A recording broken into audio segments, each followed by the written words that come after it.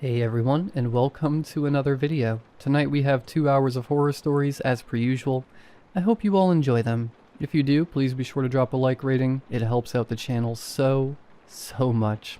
Subscribing if you're new is also very much appreciated, as I do post content just like this as often as I can, and I'm always doing my best to make sure that these videos are as high quality as I can get them to be.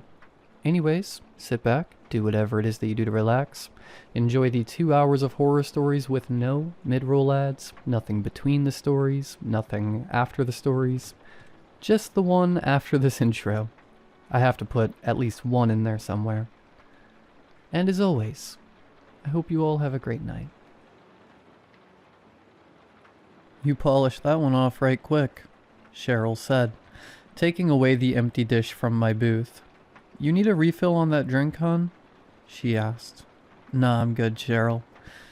Let's just get this over with. Sure thing. I'll be back out in just a minute, she said before heading to the swinging doors that led to the kitchen.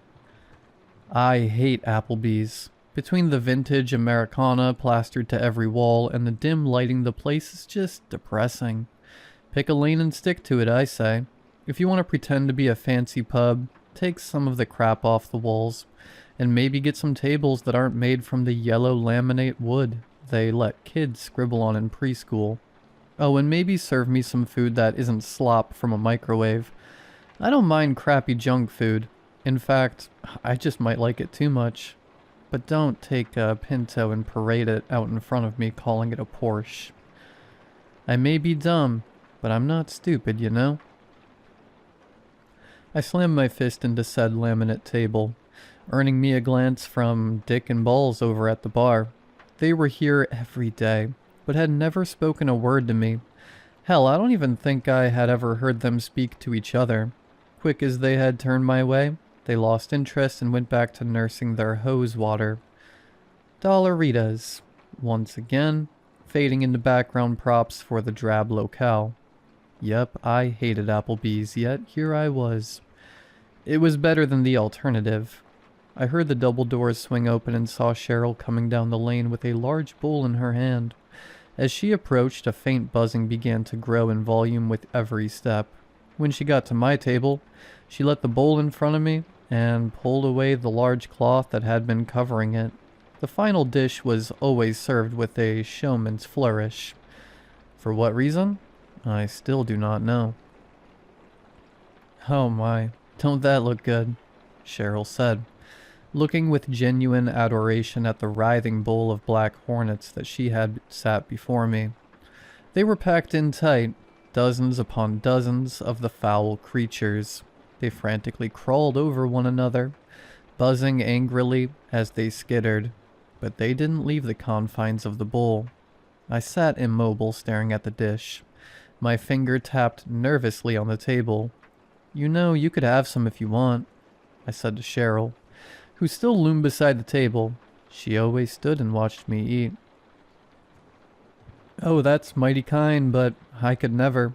That's your dish. You're the customer here. It's just my job to take care of you. Figures. Cheryl loved all the food, but never wanted to eat it. Go on now, she said excitedly. It's gonna get cold. I'm working on it, just give me a minute to appreciate my food, okay, Cheryl? I whimpered at the lady, my voice cracking like only half a nut had dropped. Embarrassing, but who would blame me? She put her hands in front of those gestures of false surrender. The kind you give when you weren't sorry for what you said, but sorry someone misinterpreted it. My apologies.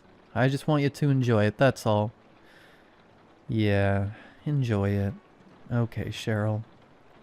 Time was a-wasted, and there was one thing I was certain of.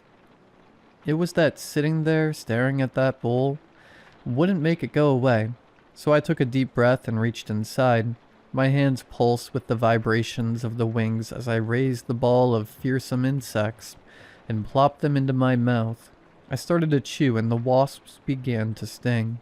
White-hot pain filled my throat. While I chewed, the wasps, not instantly ground up between my teeth, angrily drove their stingers into my tongue.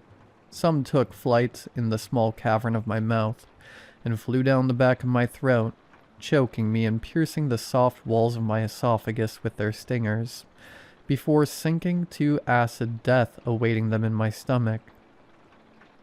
My eyes watered.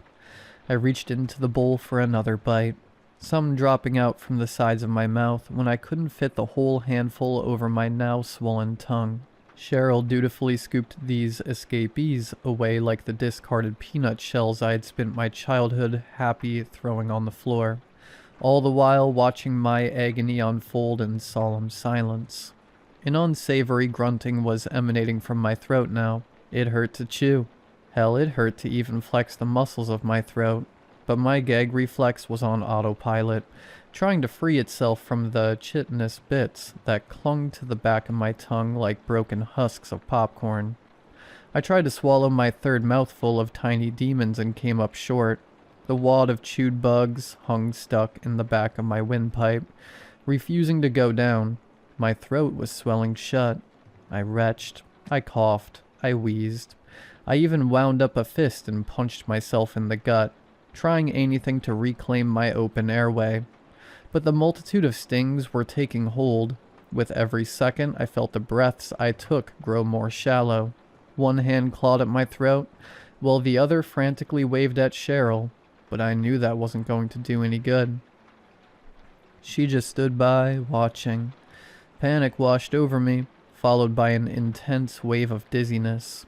I looked at her pleading one last time before smacking face first into my table and spilling the remaining wasps to the floor. Cheryl took her rag and wiped the bugs clean, then picked up the dish and headed back to the kitchen. I awoke with a start and found myself sitting in my booth, the menu already placed in front of me. Every time it always felt the same, like you just came to from one of those dreams where you were falling and your whole body jolts to life, still carrying that imagined momentum. Cheryl has already made her way to me. That woman is not a time waster. "What'll it be, hun?" she asks, pouring me a glass of water. "Just start me off at the top of the appetizers, Cheryl. We'll work our way down," I tell her, in the tired, monotone voice that has become my norm. "I'll go ahead and bring out the ultimate trio," she says before starting to the back again. "Let's go ahead and bring the nachos too," I call before she's out of earshot. "Any way we can just get all of them out in one big pile?" Cheryl gives it some thought for a moment, then shrugs. "Sure thing, baby. I don't see why not." Did you know that there are 4 nacho platters on the app menu? God forbid a guy with a penchant for corn and decision paralysis ever darkens the floor of the establishment. They say variety is the spice of life, but they're wrong. It's a pain in my butt.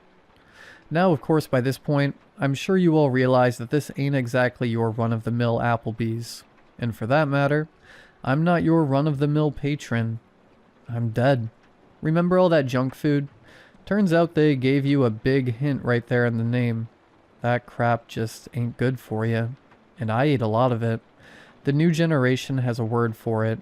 Stunt food, I think they call it. Burgers stacked so high you can't fit your jaw around them. Or maybe a plate of fries coated in so many layers of meat and cheese that you can't even see the spuds. That was my thing. If a restaurant had some type of gimmick entree, I wanted to try it. And try I did. Often. Too often. Overall, I stayed pretty active. I wasn't even that big of a guy. But all that fat and cholesterol slowly built up on my insides. It sat hidden away. A silent killer choking out my arteries until one day my heart just couldn't keep up. Funnily enough, I had been out at the local park, walking my dog when it happened. We got to the uphill portion and each footstep I took started to feel heavier than the last. I figured I was just really beat, but when my breath began getting shallow, I knew something wasn't right.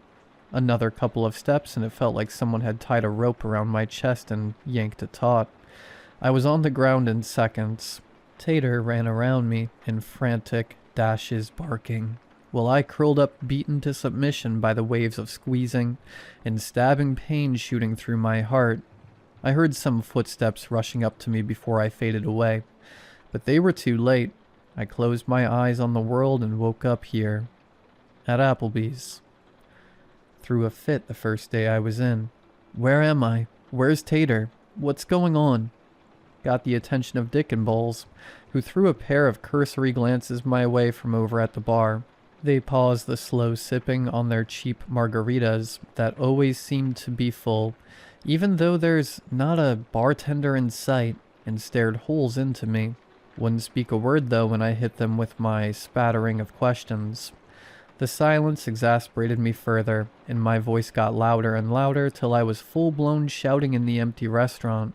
Eventually my hollering mustered Cheryl from the kitchen, but by that point, I was already heading for the door. She tried to call out to me, but I wasn't listening. I heard a faint, "I wouldn't do that," before I slammed into that wooden door like a linebacker with 2.0 GPA that knew a scout was in the crowd. The wave of heat that hit me in the face was a shotgun blast. Point blank, straight to the skull.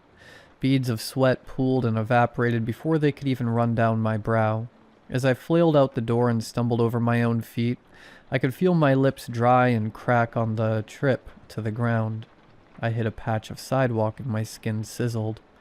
The first in a vast collection of injuries sustained at this god-forsaken Applebee's. I leapt to my feet and my eyes grew so wide I expected them to bulge out of their socket. I was standing on a 4x4 block of sidewalk, but a couple good steps away from me, the ground just flat out ended. The Applebee's hung suspended over a gaping pit that burned with a fire, the likes of which I had never seen. It made the horizon glow with a deep, hateful shade of orange, and roared with such intensity that it sounded like I was trapped in a wind tunnel. Yet, over the roaring blaze, that was something more. It wasn't the roar of the flame I was hearing. It was screaming. As I looked on in fearful awe, I could see them. Thousands upon thousands of bodies rolling, writhing, burning, dripping flesh of magma sloughed off of them as they crawled upon one another, desperately pulling themselves forward, seeking any respite from the blaze. But with every forward motion of one, another slid further down, the process repeated ad infinitum. An ever-ascending ladder of the damned, reaching for an impossible destination. I was standing at the precipice of hell. "You might want to come back inside." A voice behind me broke me from my stupor, and I felt a hand on my shoulder. "If you fall, that's it. Done is done," Cheryl said, looking out over the pit with a sad gaze. I didn't need more convincing. I rejoined the waitress and took my spot at the booth that would indefinitely serve as my home. It was a bit more amiable to listen after witnessing the pit, and Cheryl gave me a vague, yet simple explanation of my predicament.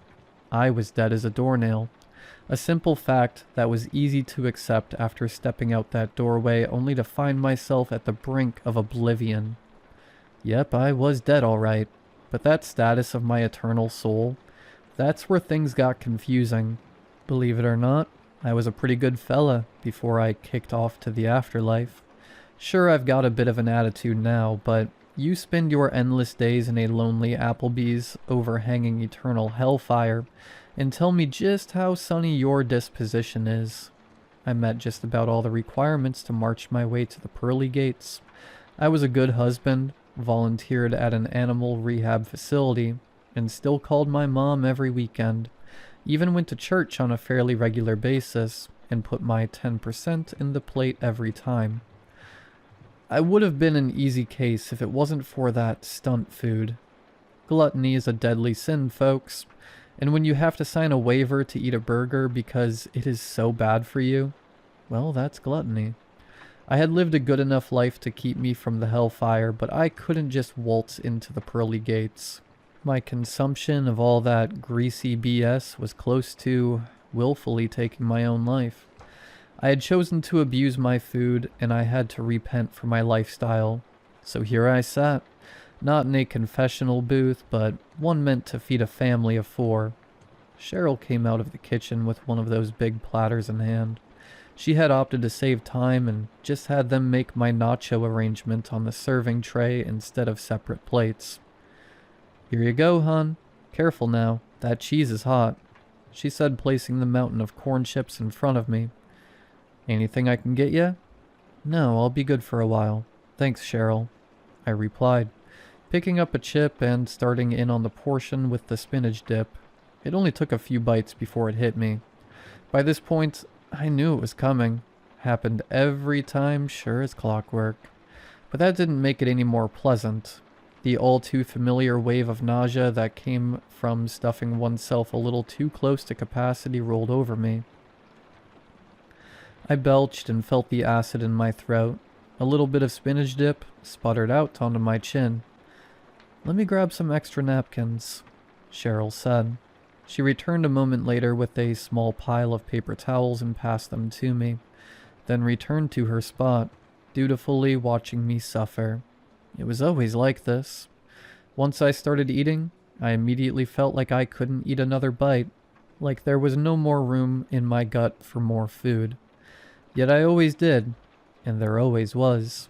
Acid reflux, nausea, protein farts.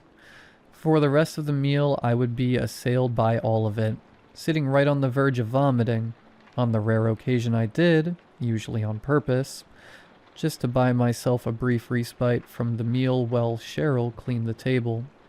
I don't know the inner workings of divine justice, but from what I could tell, the gist of it was this. I had willfully put my body through the ringer with so much crappy food that now I had to experience the worst of what it would do to my body, day in and day out. According to Cheryl, the goal was to make it through the menu. If I could finish my meal, I could leave. The problem with that was the final item. This accursed Applebee's had a special item on the menu, one that I could only order after I finished everything else. It was always a secret, and it was always horrible. The first time Cheryl ever brought out my final meal, I thought repentance was going to be a piece of cake. 3 blobby fish stared up at me from the plate as Cheryl presented it to me with a big smile. "Ah, they're so fresh. It's like we just plucked them up out of the ocean," she grinned, looking hungrily at the trio. I wasn't the biggest fan of seafood, especially whole and raw, but I was sure I could manage. I started chowing down and thought it was going well, all things considered. Then halfway through fish number 2, my fork clattered to the table. I had slipped out of my grasp as my arm went numb. I tried to pick it back up, but found that I couldn't move. A couple more moments and I couldn't breathe. Turns out pufferfish are pretty poisonous. Tetrodotoxin, it's called. Even the name sounds heinous. Next thing I knew, I was back in the booth, heart racing with that falling sensation. Ready to start round 2. The next final meal wasn't so subtle. I did a double take when Cheryl plopped down a shimmering plate of broken glass. I was in utter agony as the micro shards embedded themselves into my gums and scraped at the sensitive roots of my teeth. By the time I had swallowed all of it, my throat was tearing open at the seams. Died a couple minutes later from blood loss.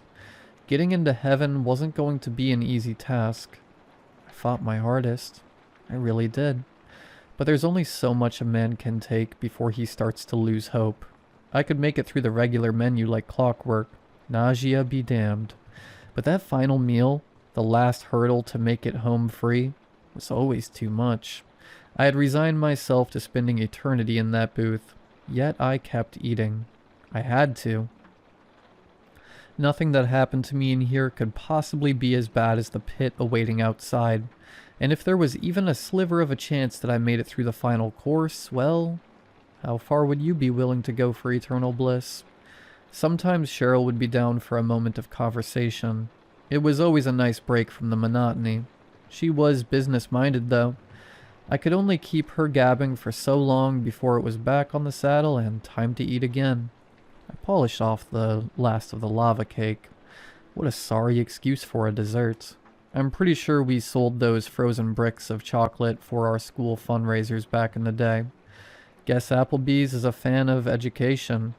No child left behind here. All right, Cheryl. I guess it's about that time. Bring me my last supper. She gave me a bit of a frown, but not at all the same. I had a feeling she wasn't super big on the religious humor. I steeled myself, mentally preparing for whatever horrors awaited. Cheryl was quick on her feet. A few moments passed, and she was already bustling back through the door with a covered tray in hand. It was a big one today. My heart leapt in my chest when she pulled away the covering. It was a rattlesnake. I hated snakes. Had been terrified of them ever since I was a kid, and Tommy Martin, the school bully, had let a black snake loose behind me in the bathroom. I stood atop the toilet, bawling my eyes out, until the janitor heard and came to my rescue.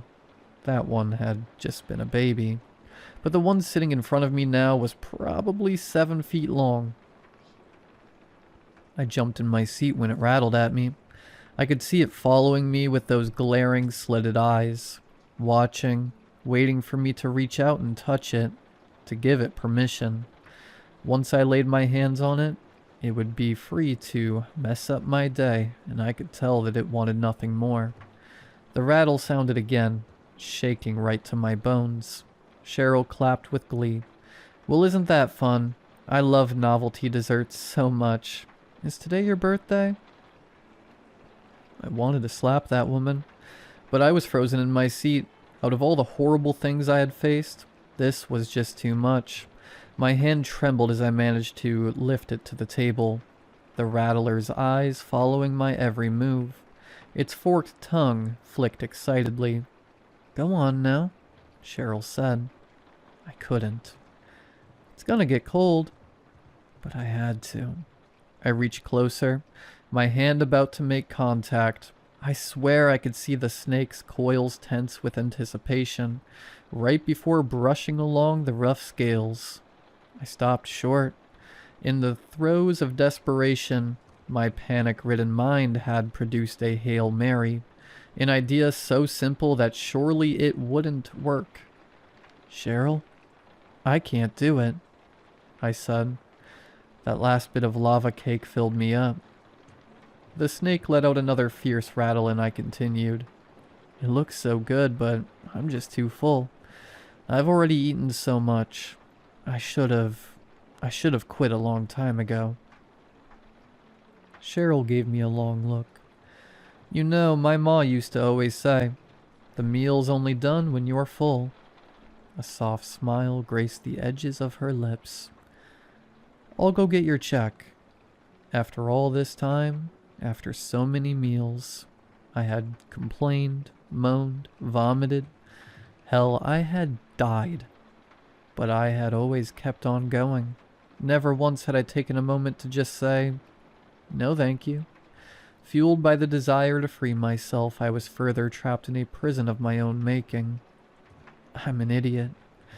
I burst into a fit of laughter, a joyful, painful conglomerate of my pent-up agony, and my impending salvation flowed out of me in a fit of giggles. Earned myself the envied third look from Dick and Balls over at the bar. Cheryl came over with my receipt, and I hugged the woman. She returned the embrace as I cried into her shoulder. I really hate Applebee's, I said through sobs and sniffles. She patted my back while I bawled. I know, sweetie. Let's get you upstairs.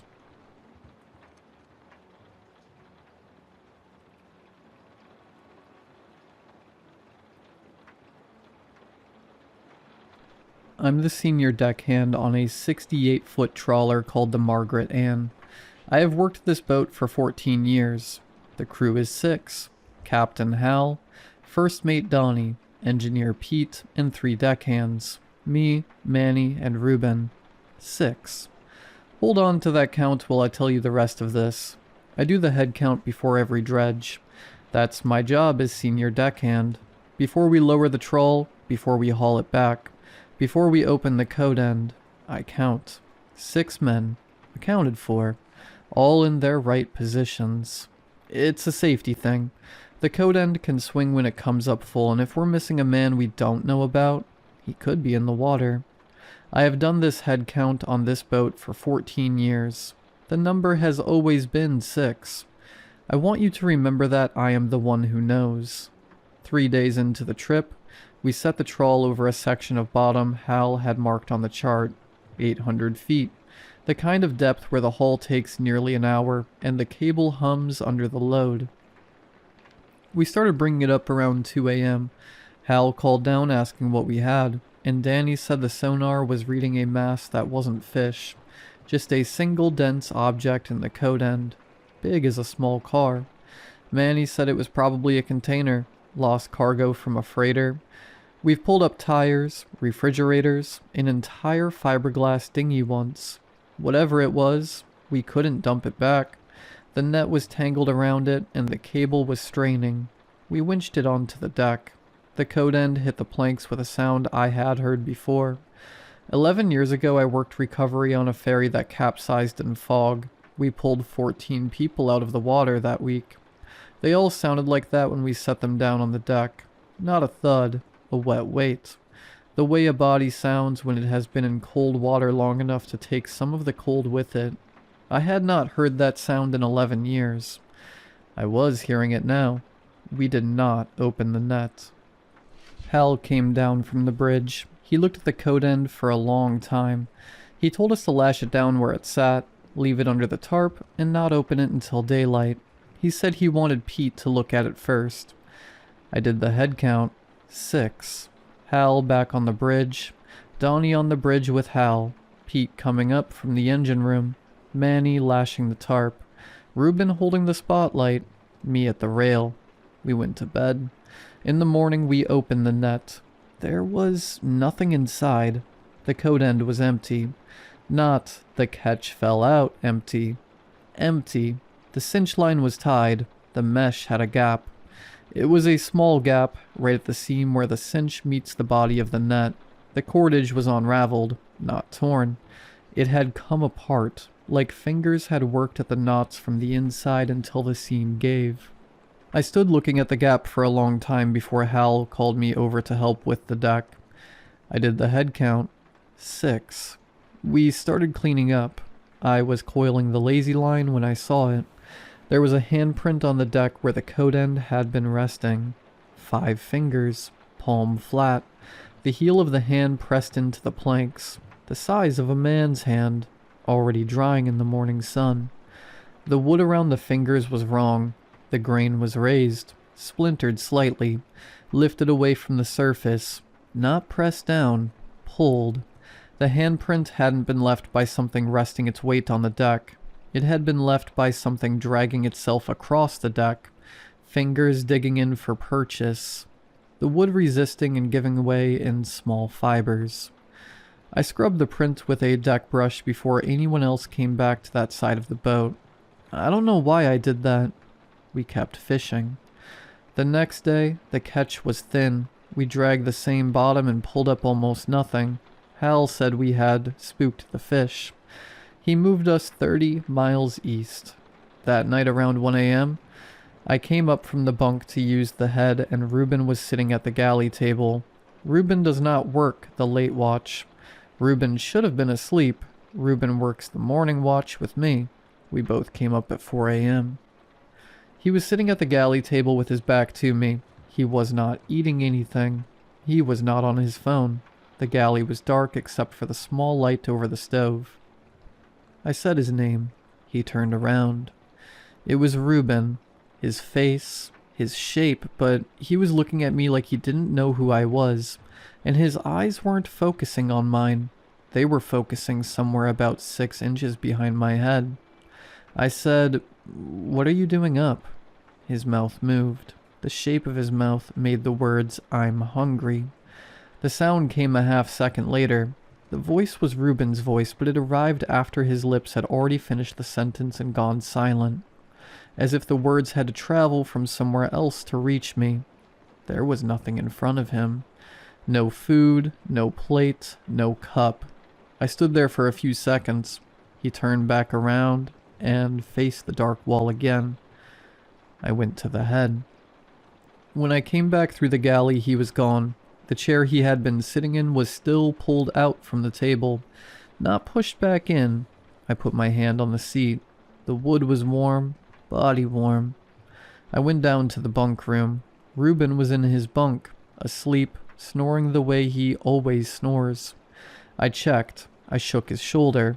He woke up enough to swear at me and then went back to sleep. I stood in the bunk room and counted. Hal in the captain's cabin, Donnie on his bunk, Pete in his bunk, Manny in his bunk, Reuben in his bunk, me, standing. 6. I went back up through the galley. The chair was still pulled out. I put my hand on it again. Still warm. I went to bed. I came up at 4 a.m. for my watch. I walked through the galley on the way to the deck. The chair was still pulled out. I put my hand on it. Still warm. Same temperature it had been at 1 a.m. Body warm. The chair had been warm for 3 hours and the wood was old and the galley was cold, and nothing should have stayed warm that long. Whatever had been sitting in that chair was warming it from inside the wood. I worked my watch. I came back through the galley around 6 a.m. The chair was still pulled out. The wood was cool now. Whatever had been sitting there was finished. The next day, Reuben did not remember being in the galley. I asked him. He said he had slept through the night. I asked Manny if he had heard me come up. Manny said he had not heard anything. I started counting more often. Every time I came up on deck, every time I went down to the bunk room, every time I passed someone on the corridor. The count stayed at 6. The count was always 6. I am writing that down because I want it on the record that the count was 6 right up until it wasn't. Day 6 of the trip. Hal called everyone to the wheelhouse for a quick meeting about the route home. We stood in a half circle around the chart table. I counted heads. 6. He talked for about 3 minutes. He told us the bottom east of here had been dead, and we were going to pack it in early and run back to port a day ahead of schedule.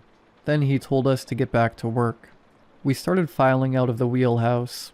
The rest of the day I worked the deck. We were stowing gear, breaking down the trawl, washing salt off the winches. I counted 3 times that afternoon. Each time I came up at the same number. 5. I did not register that the number had changed. I want to be precise about this. I counted 5 and I wrote 5 in my head, and I did not feel the count was wrong. I just kept working. It was sometime around dinner that I realized I had been counting 5 for hours, and that an hour ago I had been counting 6, and that no one had left the boat. We were 150 miles from shore. No one could have left. I went to Hal and asked him who else was on the boat. Hal looked at me for a long moment. He said, "What do you mean?" I said, "How many of us are there?" He said, 5. Always been 5. You feeling okay? I went back to my station. I did not finish the evening's work. I sat with my back against the rail and tried to remember the name of the 6th man. The name would not come. I have worked with him for 14 years. I should know his name the way I know my own. But when I tried to think of him, I could only think of his place at the rail, his hands on the cinch line, the way he laughed at one of Hal's jokes once, on a calm day, 4 trips ago. I could see the place where he should be. I could not see him. I went down to the bunk room. There were 5 bunks. I had never noticed there were only 5 bunks. I would have sworn there were 6. The space where the 6th bunk should have been was wall. The wall was old. The wood matched the rest of the bunk room. There was no seam, no hinge, no evidence anything had ever been there. I am writing this from my bunk. I have been here for about an hour. The crew is treating me normally. They keep asking if I'm feeling okay. They think I'm having a breakdown. I just got up and looked at myself in the small mirror over the sink in the head. It is my face. Every detail is right. The scar above my left eyebrow from the winch cable in 2019. The way my hair grows in 2 directions at the crown. The chip in my front tooth from a fight in 2014. I stood and watched the face for a long time, looking at what was wrong. The face was breathing slightly behind me. When I inhaled, the reflection inhaled a quarter second after.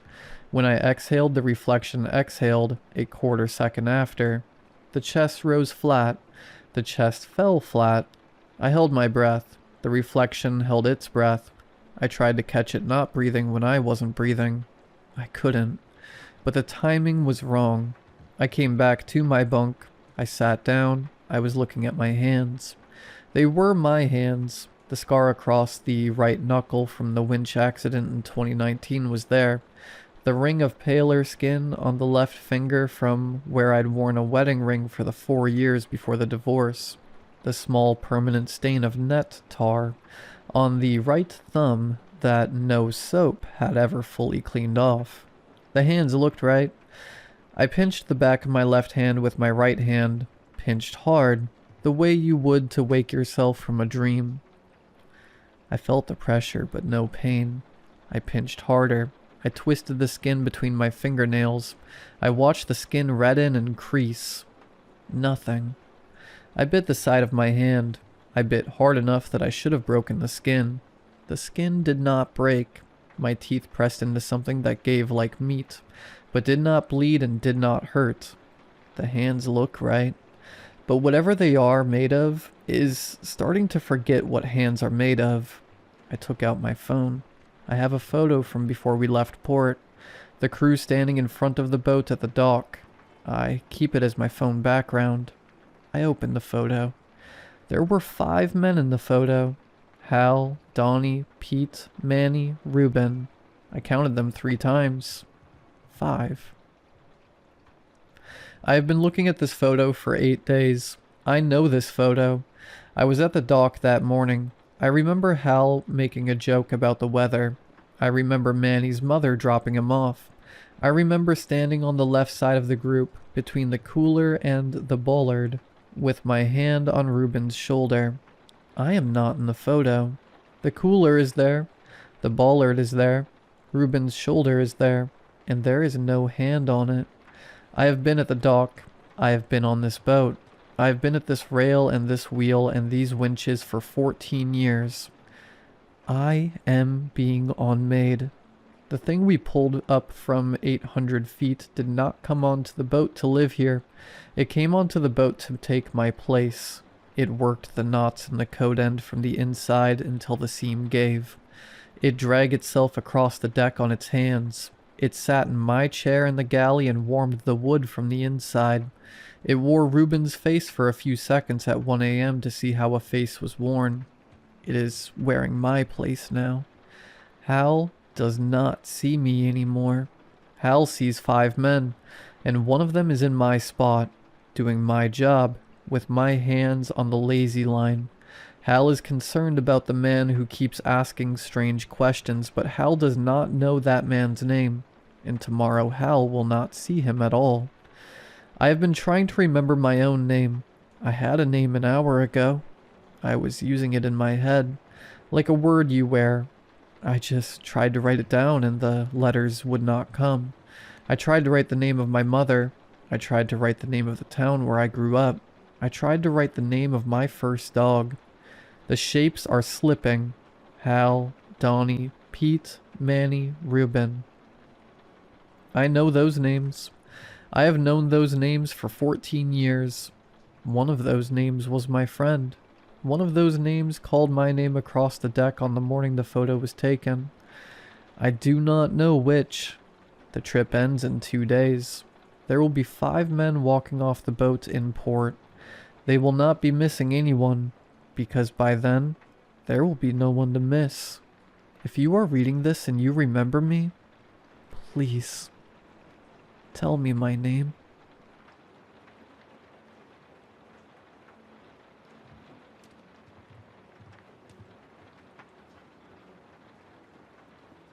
It all happened when we were 8 years old. It started when my friends told me about a strange thing they saw while exploring the woods behind the school. "We call it the hands," Craig said. "It's so freaky." "You're gonna freak when you see it. It's so awesome," Miranda, Craig's sister, said. At recess, they led me into the woods. We walked on the dirt path for 5 minutes until we came to a large, distinctive tree stump. From there, we took a left, off the path, and continued into the forest. The way was marked sporadically by arrows carved on the trees. That's how Craig and Miranda had found it in the first place, following the arrows. After another 5 minutes, we came to a tall wooden fence, a square about 50 feet away. The old fence splintered and decayed. Remnants of white paint spelled DGRKPUT.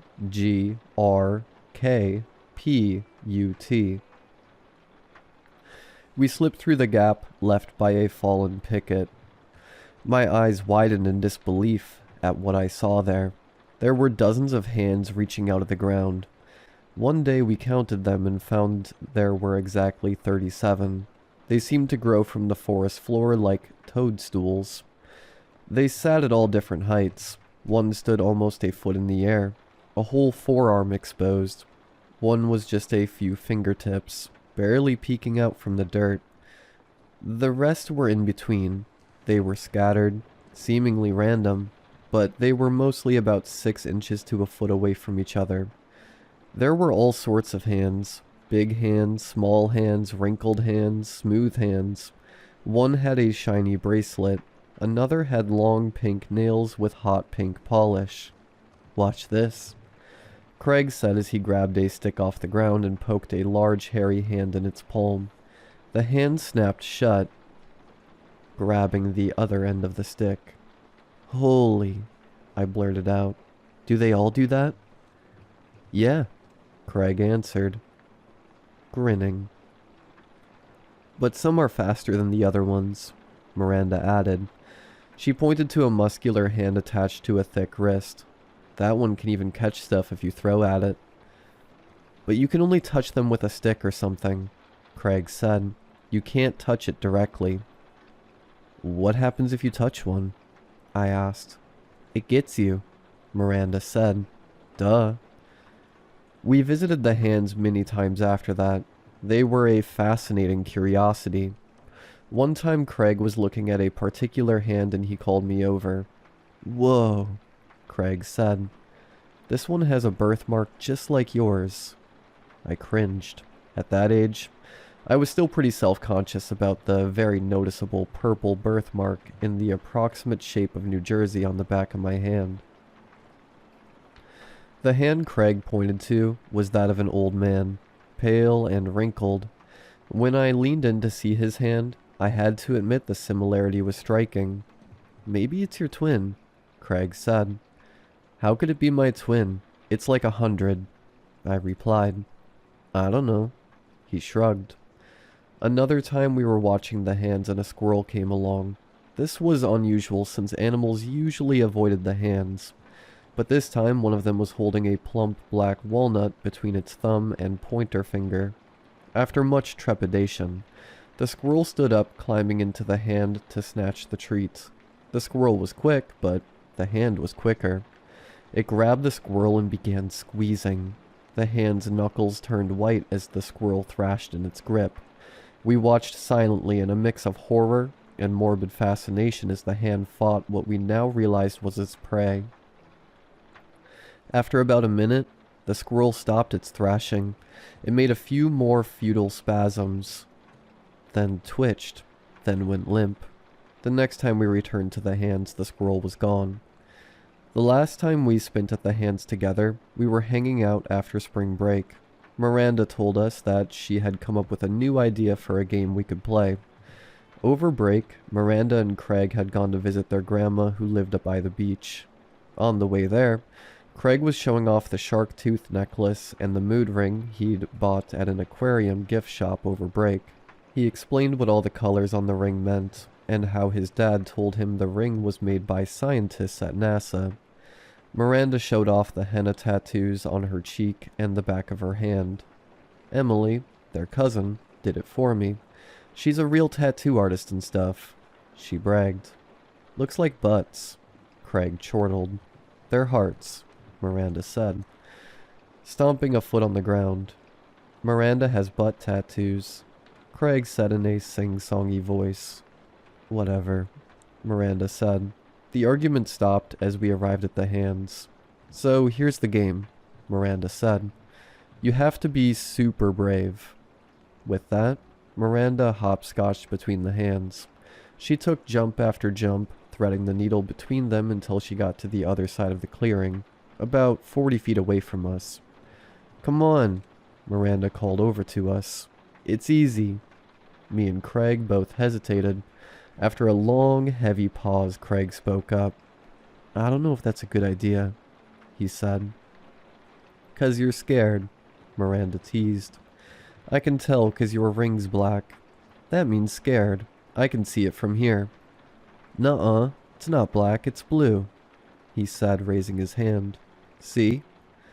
Craig took a deep breath, puffed his chest, and jumped through the hands. Well, he did so less gracefully than Miranda. He made it through to stand next to her.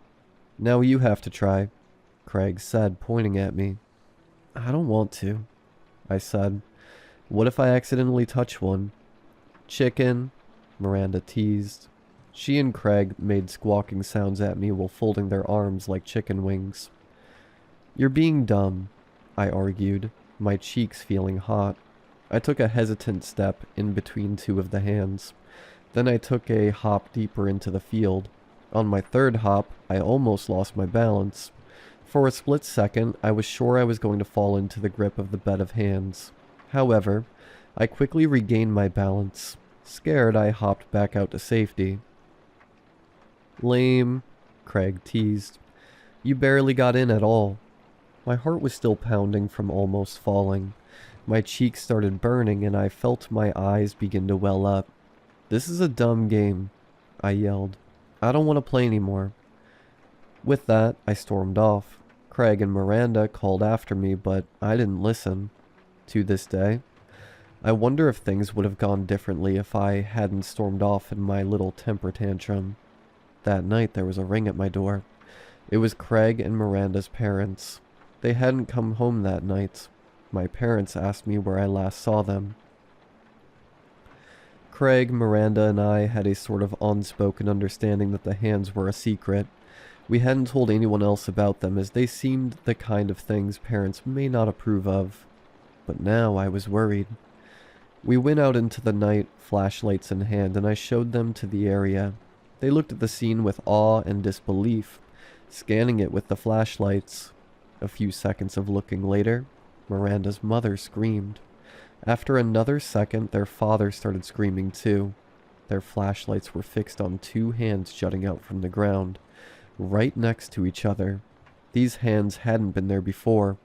They were the tallest there, as nearly their whole arms protruded from the ground. When I looked at them closely, my heart sank. They were small hands. A black mood ring on one. A heart-shaped henna tattoo on the other.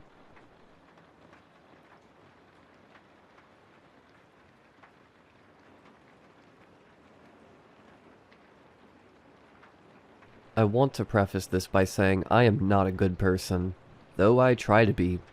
I've had a troubling past, got mixed in with the wrong internet crowd, and a lot of toxic ideologies. I began stalking when I was 16, after my first girlfriend left me for another guy, and I, in my pain, found myself reading about similar experiences in forums I shouldn't have been in, and got the idea of getting back at her from some internet spaces. As I grew up, I began agreeing more and more with some ideas about women that made me a pathetic and insecure man. I became severely attached to my partners and wanted to have total control, always fearful they might be cheating on me or doing something else to try and hurt me. It didn't help that I was always rushing into relationships, always trying to avoid that sense of utter loneliness that came with being single. That came with partners who hurt me, partners I hurt, and some mutually assured destruction. My insecurity and distrust made me a somewhat skillful stalker, and I secretly spied on my partners however I could. I will not share the methods I used here, for that might invite others to try the same thing, which is not my objective. When I was 24, my stalking and hateful behavior almost got me in jail. I got a restraining order, was required to attend anger management classes and therapy.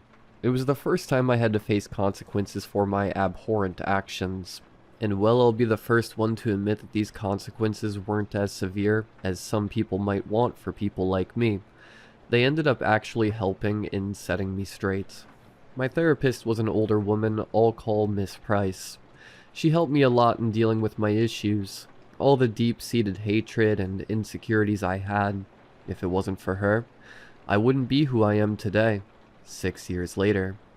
She learned every bad thing I went through, every horrible thing I did, and showed me kindness and understanding I never thought I deserved. Over time, she became a sort of motherly figure to me, and although at 26 I had made so much progress that my visits became more sporadic, I still kept in contact with her via email and social media. 3 years ago, I met Emma, a gorgeous girl with a bubbly personality and a heart of gold, always wearing muted greens and reds and sweaters and scarves, silky brown hair reaching down her back, and a pair of round glasses that completed that cozy look that immediately made me feel attracted to her. Feeling like I could do better now that I had overcome a lot of my issues, I struck up a conversation with her. Since our first interaction, I felt static in the air. She was such a fun person to talk to. Everything she said got my immediate interest. Despite my sudden approach, she was nonetheless friendly, and after an impromptu first date, we found ourselves following each other on social media and exchanging phone numbers. The instant attraction was mutual. That much was clear. We made plans to go out again the very next week, and over time our dates became more frequent as we became more involved in each other's lives. Emma was a light fantasy writer, and had a blog in which she posted short stories on. She was fairly popular and even had a novel on the works. When I first got to read her works, I was immediately transported into the world she portrayed with pen and paper. Truly, my new friend had clear talent, and that aspect made me fall for her even more. Still, I made sure to take it slow. I wanted the both of us to get to know each other better before asking her to be my girlfriend. After 5 months, however, Emma was the one that confessed her love for me. I was so happy to hear that from her. But I knew I couldn't start a relationship with her without telling her about my past. So I did. I told her everything. The things I'd done, the things that were done to me. I tried to be as raw as possible, not to excuse my actions in any way, and to show I was trying to be a better man. And sweet, sweet Emma decided to give me a chance. She was truly an angel, and I promised to myself that I'd be the best boyfriend I could for her. Our relationship developed a lot quicker after that, and while I often found myself thinking of checking her phone for anything suspicious while she left it unattended, or trying to look through the list of people she followed in her accounts, I always stopped myself before I could act on it. I tried my best to trust her, and I was always honest about having those thoughts with her. Sometimes she'd show me the people she was talking to all on her own, trying to ease my worries when I was struggling the most. Emma cared deeply about me and wanted me to get better. Her openness was so refreshing, and it was something I had never experienced before. Her support meant the most to me, and over time, I found myself able to feel at ease while being with her. There were still times I felt a worry or need to do something stalkerish, but it became a lot easier to manage, as I had no real reason to doubt Emma in the slightest. In my happiest moments, I considered both Emma and Miss Price to be my saviors. Everything changed about 1.5 years into our relationship. Emma was an only child, and still very involved in her parents' lives despite living on her own and being only a year younger than me. I couldn't say the same about me. My parents hated me for becoming such an awful person, and they were unwilling to give me a second chance. I understood where they were coming from, but that didn't make it hurt any less. It was winter time, and Emma's parents invited us to a trip in the mountains. By that point, we had been acquainted for a while, and thanks to their kindness, no doubt where Emma got that from. I felt like I had a family again. Tragically, I was unable to go, as my work kept me especially busy on the days leading to Christmas Day. Sometimes I wish I had gone. Maybe things would have gone differently then. The day before New Year's Eve, a man called me on the phone claiming to be a man named Hank, one of Emma's uncles. He said I was listed as Emma's emergency contact, and told me the bad news. Emma and her parents had gotten into an accident. Apparently, a bear managed to get into their cabin and things got ugly. The bear killed both her parents, and while Emma herself ended mostly unharmed, save for a few minor injuries, the experience severely traumatized her. Damn unfortunate to come across a bear during winter time, he said solemnly. I couldn't put it any better, and that very same day I found myself rushing to the hospital Emma was in. The woman that laid on that hospital bed was almost unrecognizable. She had white bandages wrapped around her left arm and upper thigh, some splotches of dried blood clearly shown in various spots. Truly, the injuries didn't seem that bad, but her expression, it was an expression I had never seen in her face. Neither anger nor sorrow, rather complete emptiness. A nurse told me she was still in an emotional shock, and that it might take weeks or even months for her to recover. As I tried talking to her, she replied to me in a dry, monotone voice. Her eyes looked dead, as if there was nothing left of the woman I loved. Later, I found she had incurred memory loss. Weeks passed, and I had her move in with me so I could take care of her. It was an uncomfortable time, but I genuinely wanted to take care of her and help her recover. She became clumsy, and she had forgotten even the most basic of things. I had to teach her things like how to eat properly and how to cook. She was relearning many things, including some she taught me herself in the past, and most of her friends and family were severely worried for her well-being. I sought the aid of specialists in the medical field, and was told it was most likely due to high stress or perhaps some head injury we didn't know about. After getting some studies done, we were told they could find no such injury. At least her ability to relearn these skills wasn't impeded in the slightest, and it seemed as if her mind was as sharp as ever. It was a tough time, and with memory loss, I was also forced to manage her social media and keep note of her passwords while she readjusted. This gave me a lot of unwanted power over all her messages and information, but I felt proud for being able to fight those urges with relative ease. 6 months later, things came back to a somewhat normal state.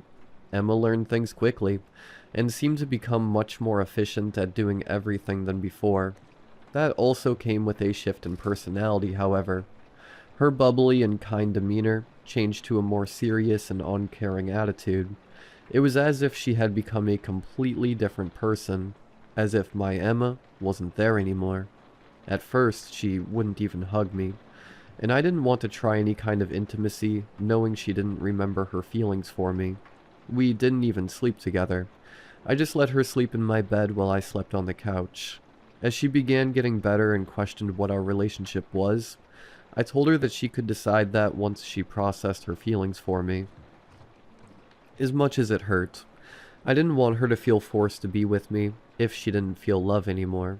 Soon after, she started demonstrating affection in weird ways. She would bite me, over time with greater intensity, and lick my arms or neck, all the while still unwilling to hug me often, or even kiss. After that, I would wake up in the middle of the night and find her standing next to me staring. Often I'd shriek in horror at the sudden sight of a dark figure in front of me, but as it became a common occurrence, I got used to it. Every time I asked her what she was doing, she told me she couldn't sleep that night, and that watching me sleep helped her sleep as well. I began growing increasingly worried, but as she never once hurt me while I slept, I tried to bear with it as best as I could. To make things simple, I had her use one of my emails so she could learn how to use my computer at the start, since her laptop got destroyed in the attack. After she had readjusted, it became a habit for her to keep using that email while using my PC. even though her phone had her normal email in it. She didn't seem to find any reason to switch emails, or even manage multiple accounts anymore. She was comfortable simply using what was on each device by default. A few months ago, while using my computer alone, I decided to check my browser history to look for a website I was visiting the day prior, and had forgotten the name of. Naturally, the searches there were a mix of mine and hers, so I didn't bat an eye when I saw random video searches I didn't look for, or the odd site here and there. That wasn't until a specific search caught my eye. Jobs that work with fresh corpses.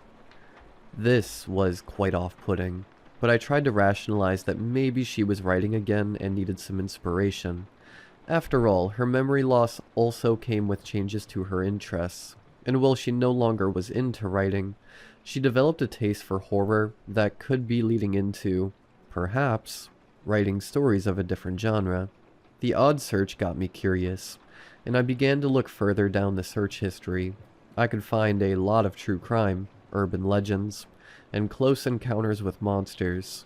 I also noticed that, every few weeks, she would look for reports on the incident that took her parents' life, often looking at the original publications and the few updates made throughout the initial months. Although she didn't seem to remember it, she appeared to have gained some sort of morbid curiosity for the subject. As I scrolled back closer to Christmas, closer to the time I began teaching her how to use my computer, I found more crude search results, such as human rituals, how to show emotions, how to live with others, common roadkill sites, looked for specifically with the name of our town in the search, and is it socially acceptable to eat another human? I had a deeply unsettling feeling, but I couldn't come to any conclusions yet. From then on, I began observing Emma more closely, and at the same time she began getting more involved in doing housework.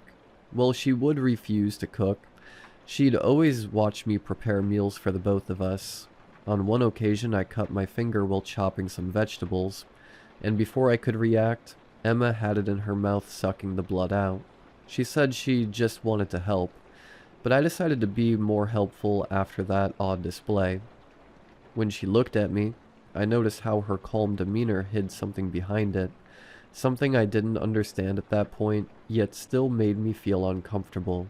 I decided to set up a hidden camera with night vision in my living room, pointed at the couch where I slept.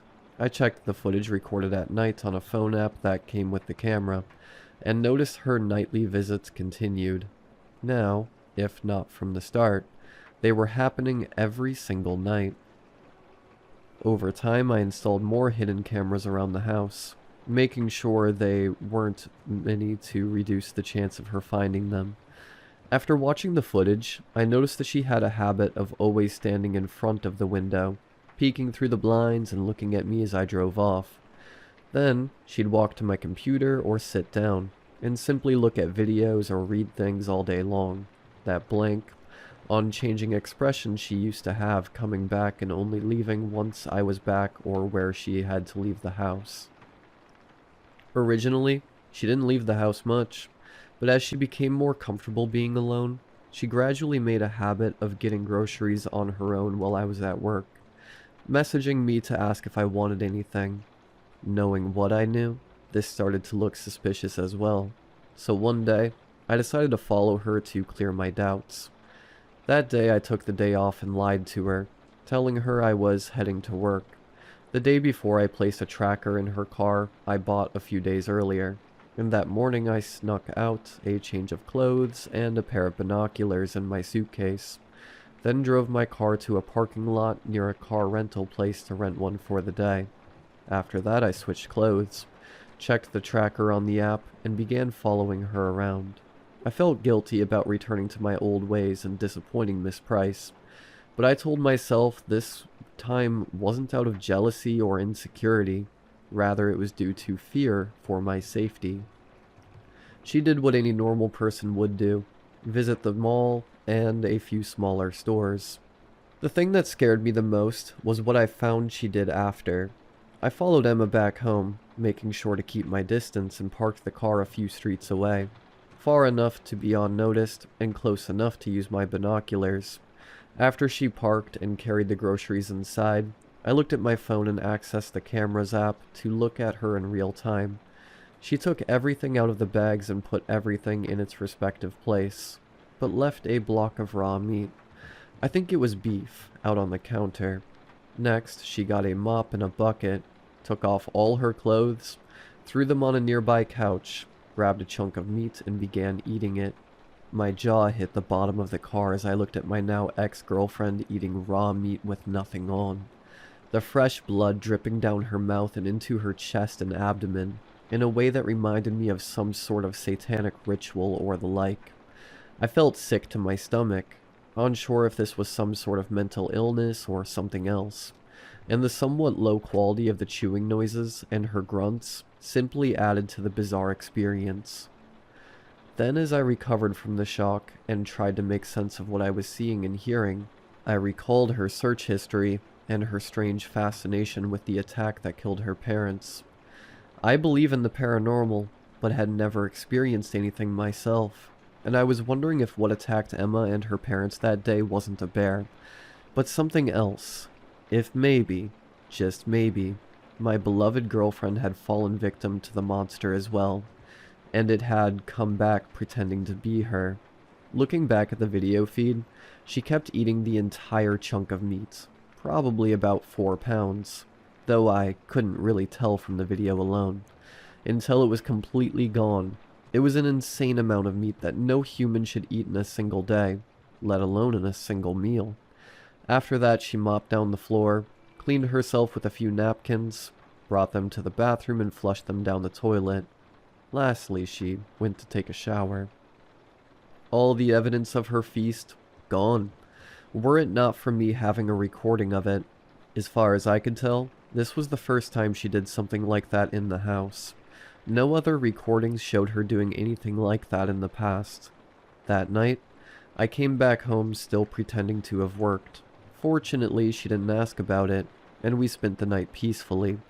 Just in case, I put the phone in my pajama pants, grabbed a kitchen knife, and slid it under my pillow before going to bed.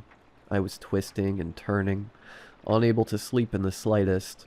Suddenly I heard the door of my room open, and I pretended to be asleep as Emma walked towards me and stood right in front of the couch. I half opened my eyes and saw the woman I used to love, her face perfectly illuminated by moonlight, mine obscured by penumbra. From that experience, I was able to understand the look in her eyes, that look that had sent shivers down my spine multiple times, even though I didn't know why. It was hunger, a ravenous, primal hunger. I was her prey. I couldn't move. My breathing started to get heavy, and I had to do my best to keep it under control. I pretended to be asleep while that thing kept looking at me. It felt like I was stuck in that uncomfortable space for hours. But whatever the actual time was, she left after a while. When I felt the danger had passed, I was finally able to sleep again, and did so almost immediately. I woke up again with a sudden jolt of pain and found Emma, or the thing masquerading as her, kneeling down and biting down on my left arm. I tried pulling away and she bit off a chunk of skin without mercy. "What is wrong with you?" I asked, the adrenaline quickly rushing through my body as I went on high alert and pushed her away, grabbing the knife with my right hand and pointing it at her while trying to step back. Her words came out so desperate, her voice almost guttural and uncanny. "I'm sorry. It's just your fear. It makes me even hungrier." I leapt back onto the couch and put my free hand in the back seat to try and flip around, but the weight I put all of a sudden made the couch fall backwards, and I stumbled sideways onto the floor behind, falling on my left side while the knife flew off my hand and landed nearby, in between me and the front door. I looked back and Emma was leaping at me like an animal, landing next to my left leg and biting into the calf. Even through the thick fabric of the pants I was wearing, I felt her teeth sinking into my skin like sharp needles, and while trying to kick at her with my other leg in an awkward way, I used my healthy hand to try and reach for the knife.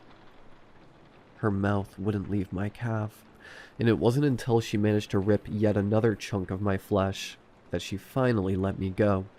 A hole in my pants with blood soaking into the fabric was the only indication that it was my only chance to leave. As it was clear I couldn't fight this thing, I crawled pathetically towards the knife and picked it up, then leaned against the wall next to the front door to unlock it while the creature, now almost completely feral, struggled trying to spit out the cloth stuck in its teeth. The next part was a blur. I recall opening the door and crawling out before closing it behind me. I think the adrenaline coursing through my veins was working overtime, because next thing I knew, I was running out into the street in the middle of the night while the thing chased behind me. I don't know how long that went for, but I'm sure that, had I not closed the door while it was distracted, it would have caught up to me before I was saved. I didn't know how this happened. As I lost consciousness when help arrived, I woke up a few days later, finding myself with bandages not only on my calf and wrist, but also on my stomach. I was told by one of the doctors that the damage I had incurred required surgery, and that there were 2 officers waiting for me to wake up to take my statement. I told them what happened, and fortunately, my phone survived the ordeal with just a few cracks on the screen.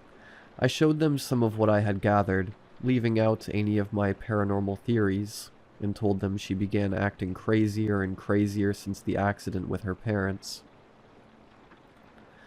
After explaining everything, I found out what happened after I fell unconscious.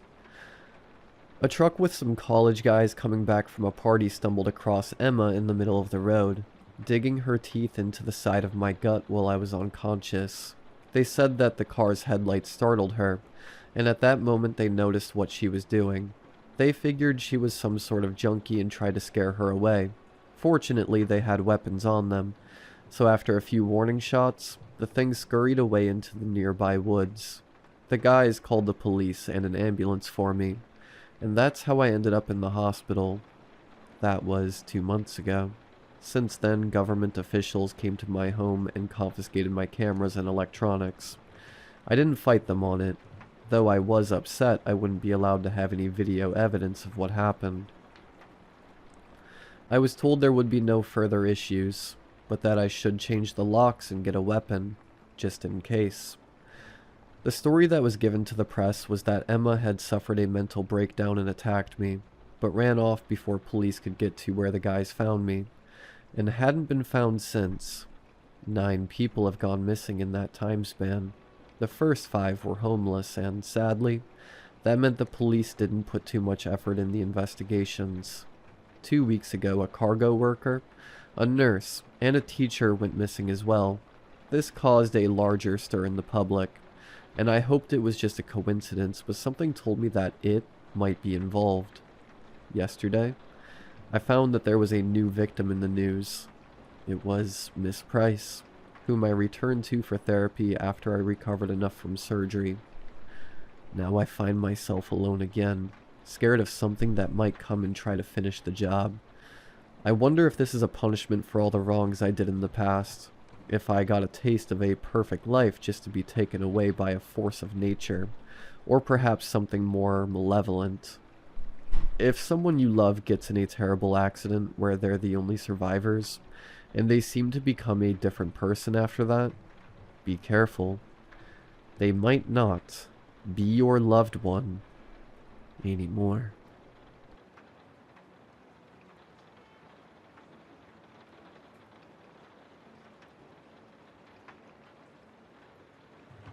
In the 14 years we'd worked at this sweatshop, Sylvia never missed a shift, so when she didn't show up one winter morning, a sour dread swept through my gut. I called her. The line didn't even ring. Something was wrong. I left without permission and began sprinting across the city, slipping across patches of ice concealed beneath the snowfall, frigid air biting at my lungs. She'd spoken oddly on the phone the night before, slurring her words, gushing about the beautiful truths we could discover about Mom within the mangrove forests of Ecuador. All I had to do was finally agree to take the trip with her. She claimed it would be a pilgrimage, a means of healing through communion with our mother's birth country. If we could connect with her, if we could comprehend the tiniest sliver of why she abandoned us, maybe we could forgive her. Maybe we could move on. It was ridiculous, borderline delusional. There was nothing for us in Ecuador. Besides, what could the mangroves teach us about Mom that we hadn't already learned the day she discarded us? Her only children on the streets of Chicago. I kept my mouth shut, though. Sylvia worked hard to salvage our lives. Putting my callous soul on display felt like spitting in her face. Instead, I rolled my eyes, assumed her drunk, and choked out my annual refrain. We'll go next year, I promise. I never had any intention of saying yes. I had plenty of chances to change my mind, but year after year, I coldly withstood her heartfelt pleas. I'd be lying if I said I didn't experience a similar longing, a yearning for answers that would sometimes keep me up at night, but I suppressed it, forced it down deep. Visiting her country was a symbol, an act of forgiveness. My mother did not deserve forgiveness. Screw her, and screw the putrid soil that supported her miserable feet. I would not go to that place. Not even for Sylvia.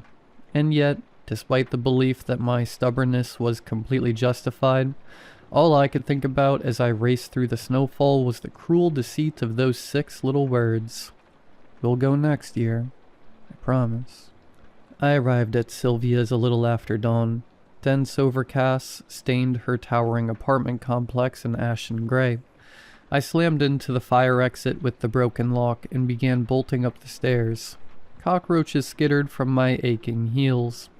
Before long, I was in front of apartment 602, fumbling with my spare key, praying I was wrong, praying my bleak intuition was wildly off the mark. The door jerked open. Hazy light from the hallway trickled into her jet-black apartment. I felt my body go numb. She was on the floor, face down, sprawled out, transfixed and rigid. Her corpse harbored this strange brightness. Her skin seemed to glow in the darkness, shimmering a dull crimson like molten metal that had begun to cool. Carbon monoxide can do that, apparently. The coroner detailed the pathology to me with a tone-deaf excitement, shaking his wrinkled hands, talking himself breathless. Carbon monoxide is greedy, he said. The odorless gas hijacks your blood. That piracy alters the blood cells, displacing precious oxygen and brightening them in the process. That's why the corpse is flush. Suffocation makes them shine like a dying star. The whole thing tore me apart. I couldn't swallow the raw brutality of it. Sylvia died alone, completely without ceremony. A quick and meaningless end to a hard-fought life. When we were abandoned, Chicago was bursting at the seams with strays. The city wouldn't have saved us. If social services didn't have enough resources to rescue their own children, what chance did a pair of non-natives have? My sister refused to just lie down and die, though. She found a job. The man running the sweatshop wouldn't allow a 5-year-old to hang around the factory floor, so, while Sylvia toiled away in front of a sewing machine, I hid in the alleyway behind the factory, tucked myself snugly behind this massive battleship of a dumpster at the crack of dawn, and I wouldn't come out until I heard Sylvia knocking a code into the rusted metal. Usually well after the sun had set. The hiding spot required painful contortion. Some nights my leg spasms were so violent that she'd have to carry me to whatever underpass we were currently calling home. Before winter, though, Sylvia had earned enough money. We moved what little we had to a tiny apartment in the projects. Once I was old enough, she got me a job at the factory too. The sweatshop was a marginal improvement over the dumpster. The smell inside was slightly less foul, and my calves had a little more wiggle room, though I couldn't seem to escape the gaze of this lanky boy with pale blue eyes and a cleft upper lip. It took him a few months to work up the nerve to talk to me. We quickly became inseparable. A decade later, Ryan and I welcomed our daughter into the world. Elisa was about to turn 6 when Sylvia died. I don't want a party this year. She was sulking at the table, stirring a bowl of leathery slush that had once been Cheerios. I barely registered what she had said. I was standing at the sink, staring at the wall, pretending to wash dishes. The near scalding water felt good on my hands. "Why's that, sweetheart?" Ryan chirped. "Well, Auntie Sil isn't getting one, so..." Elisa stood, trudged across the kitchen, and dumped the disintegrated cereal into the basin. "It's not fair," she continued. "None of it seems fair. Life isn't fair." The caustic response spilled from my lips like a quiet exhale. Automatic, thoughtless. When I realized what I'd said, I shifted towards Elisa. She was studying me with wide, unblinking eyes. Her grimace betrayed a painful confusion. This was her first brush with death. Painful confusion had been her default setting for weeks. Her eyes became glassy. I opened my mouth to say something, anything, but all that came out was hot air. Ryan scooped her into his arms and forced a smile. "Mommy's not mad, okay? She's just really tired. Want to go watch some TV?" She pressed her face into his chest and nodded. As he paced out of the kitchen, Ryan shot me a look. That look. Mommy may not have been mad, but Daddy sure was. There was a distant click. The muffled pandemonium of Saturday morning cartoons started echoing through our small home. I sighed and turned off the faucet. Much as I'd been enjoying the hurt, the scalding water had reddened my hands. The sight of flushed skin made me want to vomit. Ryan marched back into the kitchen, broad feet slapping across the hard wood. I stuck my hands into my pockets, closed my eyes, and braced myself. "The hell was that?" he hissed. I shrugged. "What, you disagree? You think what happened to Sil is fair?" "My God, that is not the point." My blood ignited. I spun around to face him. "Oh, I'm sorry. I had no idea there was a point. Please, Ryan, enlighten me." He glanced towards the living room. "Keep your voice down." I stomped up to him and spat out a single word. "Why?" I glared at him. There was another distant click, followed by a high-pitched muted sob. I heard Elisa too, but I would not yield. I wanted him to fight back. My jaw tightened but abruptly went slack. He looked away from me, a reaction more damaging than any insult. "Jesus, where are you right now, Carmen?" I cocked my head, but he didn't elaborate. He walked off to attend Elisa, leaving me in the kitchen to puzzle over what the hell he meant. In retrospect, I think I understand. He was asking me to get a grip, begging me to divest my selfish wrath and realize what's important. The question's effect on me, however, was much more literal than Ryan intended. Where was I? Chicago. But was that where I should be? I couldn't get the question out of my head. It kept repeating, incessant and deafening. Then it hit me. I figured out where I should be. I took a clandestine trip to a nearby pawn shop. My engagement ring wasn't worth much. The stone was only half a carat after all. But it was enough. 800 would cover the plane tickets, and a few nights in a hostel. I know how it sounds, but I had a plan. Sylvia wasn't the only one who died from the gas leak, so there were talks of a class action lawsuit against the landlord, as if anything in this world can be considered a guarantee.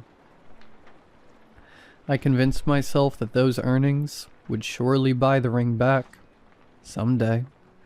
I started to leave around midnight. Our home was silent, save for my husband's wispy snores and the soft hum of the TV. I slung my backpack over my shoulders and tiptoed into the living room. They had fallen asleep together on the sofa. I stared at Ryan for a while, watching the TV bejewel his closed eyelids with its opaline flicker. He was going to be furious. But I would never come to terms with her death until I did this. It was my way of making amends.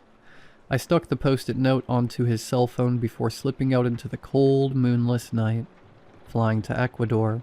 Back in 2 days. We'll text to let you know I'm safe. Then on the adhesive side, a last-minute addition. Tell Elisa I love her. I landed in Quito at noon. Exiting onto the tarmac, I was struck by an intense disorientation. The flight crew warned us that we might experience altitude sickness. Quito is nearly 10,000 feet above sea level, but I had no idea how immediate and debilitating it would be. The sun was blinding. My head pounded. Every breath was a struggle. Compared to Chicago's thin ozone, the thick tropical air felt like inhaling jelly. Hesitation festered in those breathless moments, but I squashed it. I couldn't turn back. I needed to see this through. I collapsed onto a bench outside the airport, took as deep a breath as I could manage, and switched my phone off airplane mode. A flurry of texts and missed calls flooded the screen. Notification after notification. The device was practically convulsing. I sent, "Landed, I'm okay," to Ryan without letting my eyes linger on the 20 unread texts above it. Then I called for a cab. Once they arrived, I returned the device to airplane mode. Quito is at the center of Ecuador, but my destination was closer to the coastline. That's where the mangroves bloom. Whenever she tried to sell me on this pilgrimage, Sylvia always harped on the mangroves. I never asked why, though I suspect she was channeling some fragment of Mom, some piece of her that I had forgotten. Sylvia was 12 when we were abandoned. I was 5. She actually had some memories of the woman. Maybe Mom harped on them too. Maybe the mangroves made her nostalgic for home. All things considered, a nature reserve seemed as good a spot as any for a healing communion with the land. It wasn't hard to narrow down which I'd visit. A few miles north of Pedernales, there was a small park that just seemed right. I don't know much about it, but for whatever reason, I couldn't see myself going anywhere else. Luckily, it was beautiful. I was reluctant to acknowledge the beauty at first, but as I stood on the shoreline, basking in the grandeur of what was effectively a tropical swamp, I felt my reluctance melt away. Mangrove roots rose in tangled clusters from the salt water, ornate yet chaotic, spiraling closer and closer together until they unified as a single trunk. Their canopy was fiercely animated. Small monkeys with slender arms and potbellies swung through the brush in chains. Exotic birds zipped between the branches, vibrant blurs of color swirling together to manifest a shifting kaleidoscope made with golds and violets and deep, deep reds. I dipped my toes in the water and stared at the forest, and I felt full, buoyant, happy even. Then with a single thought I crumbled. Sylvia should have been here too. I'd been so mean. I stewed on the shore for a long while, marinating in an acidic mixture of self-loathing and melancholy, until something odd caught my attention. A man lurking in my peripheral vision. His head was peeking out of the river, wet eyes leering at me through thick strands of soggy gray hair. My eyes snapped forward. There was a stone bobbing on the surface of the river, but no spying man. I whispered the word idiot as I turned to leave the reserve. It was an hour-and-a-half walk to the nearest hostel. I had enough money to afford another cab, but I didn't call one. I didn't deserve the luxury. I lurched along the roadside, head low, bare shoulders baking in the afternoon sun, becoming more despondent with each miserable step. The lush, rolling countryside was exceptionally quiet, a far cry from the ceaseless bluster of Chicago. Under different circumstances, I would have welcomed the tranquility. In the moment, though, the empty air only made the voice in my head seem louder. Why was I here? What did I expect to gain? Insight, absolution, levity? Stupid. It was all so stupid. So short-sighted, so pointless. All of a sudden, my ears perked. There was a soft, steady crunching a few yards back, the sound of dry grass being crushed under a boot heel. Was someone following me? I paused. The crunching stopped. I balled my hand into a fist, took a deep breath, and whipped my head around. But there was no one, just the winding road and the sleepy hills. My heart rate slowed. When I started walking, the crunching resumed. I peered over my shoulder. Still, nothing behind me. I did my best to ignore the unsettling phenomena, but by the time I arrived at the hostel, the sun was setting, my calves were screaming, and my mind was ragged. In other words, I was ready for a drink. My memories of that night are disturbingly incomplete. Here's what I do remember. It begins with me at the back of this dimly lit dive bar. I'm brooding, throwing back liquor at a reckless pace, when I'm suddenly approached by a well-dressed man. He's sporting an indigo blazer and black chinos, overdressed for the stifling heat. Up close, he smells like brine. The table wobbles when he leans on it, one leg shorter than the others. He steadies my glass with 2 fingers so it doesn't fall. A small wave of brandy laps his gaunt fingertips. He takes his hand out of my glass and sits down. I can't remember whether he introduced himself or just sat down and started talking. Called himself Michael. Mikhail? Something like that. Over and over. He apologizes. I ask him, "What for?" He claims I already know, but I make him spell it out. "For Sylvia," he says. "For the way she asphyxiated on perfectly good air. For the way the gas toyed with her mind. For the terror of her last moments, hallucinating alone in a lightless apartment. For everything, really." "Wait, did I tell you all this?" I ask.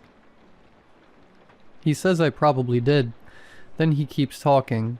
I'm not sure what about. I'm distracted by the whites of his eyes. There's movement. Pinpoints appear, enlarge, and then dissolve. Sort of like film grain. The rhythm is hypnotic. I'm comfortably spellbound until he says something that catches my attention. "Would you like to commune with your sister?" Slowly, with apprehension, I nod. From there, my recollection really fragments. There are breaks, skips in time, pieces I've lost. I follow him out of the bar, stumbling. I slip on the edge of the door frame, plunge forward and close my eyes, preparing myself for the impact. But there's nothing. No collision, no shattering bones, just a clean emptiness, a starving void. When I open my eyes, we're in a van. Michael's driving. I don't see anyone else, but there's laughter. So much laughter. Thousands of shrill, squeaking cackles come from the driver's seat, in excruciating cacophony, enraged wasps probing my eardrums. "Welcome home, little leech. Don't be afraid. Your baptism is overdue, but it'll be over before you know it," he says. We're accelerating. I can tell by how the darkened countryside is passing by, faster and faster. I plead for him to stop the car, but I can't even hear the words leaving my mouth. And Michael's not even watching the road anymore. He's twisted over the seat, leering at me, pinpoints dancing across the whites of his eyes, and then quiet. In an instant, the laughter's gone. Salty air scrapes my tongue. A bird trills far overhead. I look around. I'm sitting at the front of a small rowboat, floating down a narrow river, hemmed in by gnarled webs of mangrove roots. Moonlight drapes a faint silver membrane over the otherwise shadow-swelled landscape. Behind me, I hear something rowing. I know it's Michael, but I don't dare turn around and check. "Do you see her?" he whispers. I squint, carefully reaching for the root beds. My heart is stammering. My thoughts are frantic. How did I get here? What the hell is going on? "Do you see your sister, Carmen?" he moans. The blackness is nearly impenetrable, but I look closer. because I desperately want her to be there, because I need to tell Sylvia that I love her, and that I'm sorry. I knew something was wrong the night she died, but I didn't act. I could hear it in her voice when she spoke on the phone, but I chose to ignore it. Because the way she talked about Mom made me so angry. I could have saved her like she saved me, but I didn't. My eyes widen. I think I see something downstream. I convince myself something's there. A nebulous shape looming within the palisade of mangroves. My body's drifting forward, over the lip of the boat. I murmur my sister's name. Sylvia? I wait. A hand streaked with crimson skin erupts from the brackish river. Bloated fingers wrap around my wrist and pull. I don't have time to scream. I lose my balance and topple over the side of the boat, dragged under by the flushed red hand. Water surges into my chest when I attempt to breathe. Mud seeps into my stomach, causing it to spasm. I thrash, but it does nothing to slow my descent. My fingers ache for something to anchor onto. I can't determine if my eyes are open or closed. The darkness is all consuming. I feel myself slipping away. Suddenly, something cold and sturdy grazes my palm.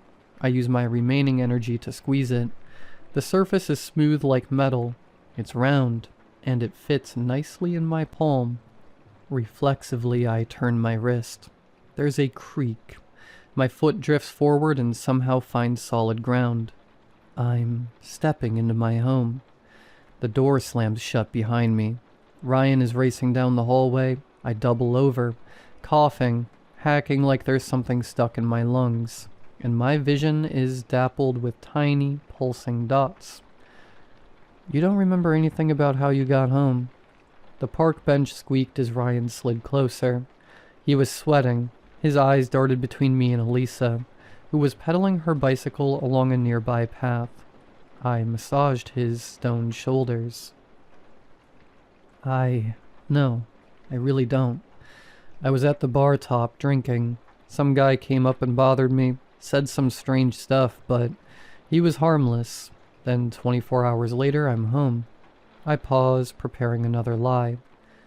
But in between, nothing? Nothing at all? Elisa, what did I say? Stay where I can see you.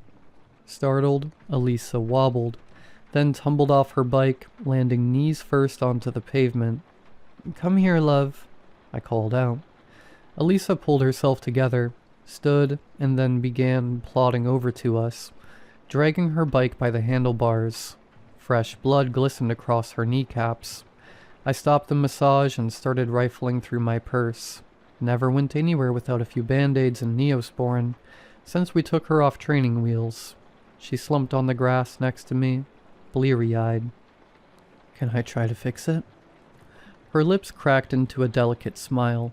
I bent over and began smearing the antiseptic on her abraded skin. And the guy you mentioned, the one in the suit, you don't think he, took advantage of the situation? What? I asked, lifting my head and throwing it over my shoulder. Ryan's pale blue eyes were wide and damp. Took me a second to realize what he was dancing around. For whatever reason, that was the farthest thing from my mind. Oh, no, I don't think that freak did anything like that.